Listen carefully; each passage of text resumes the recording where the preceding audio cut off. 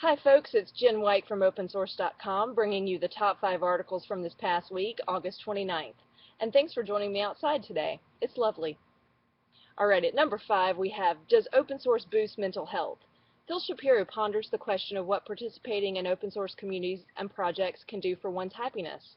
He points to mood-boosting activities like sharing and tinkering to explain that from where he sits, open source creates more hopeful and resilient minds.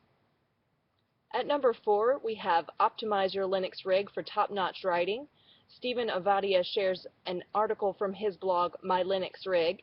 He shares his interview with Scott Nesbitt, a tech writer living in New Zealand, about how he's set up his Linux environment to be conducive to writing. We know Scott well at OpenSource.com. He's a frequent writer and one of our community moderators. He'll be sharing his reviews of open source tools in upcoming articles, so stay tuned for that too.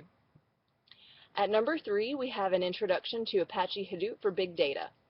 Sachin gives a background on Apache Hadoop, an open source project many developers are familiar with these days.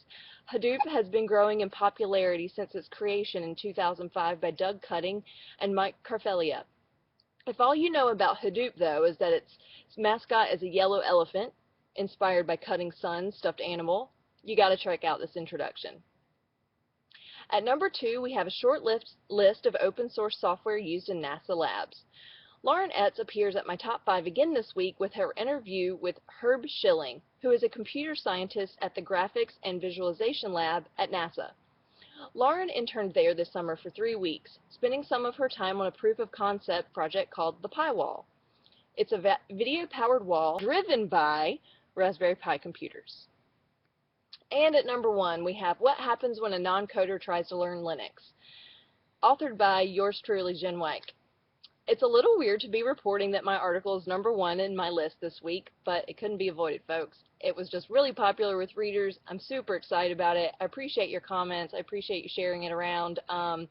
Really, I just wrote about why I'm taking the edX course, Introduction to Linux, what it means to me to be learning about Linux, and what the course is like. I show readers how you sign up, what the steps are, and then also what the first few chapters have been like. I'm up to chapter 6, and there's 18 chapters, so I'm almost halfway through. The next thing I'm going to be doing is installing Linux on one of my computers, so I'll be writing about that next. Stay tuned to see that.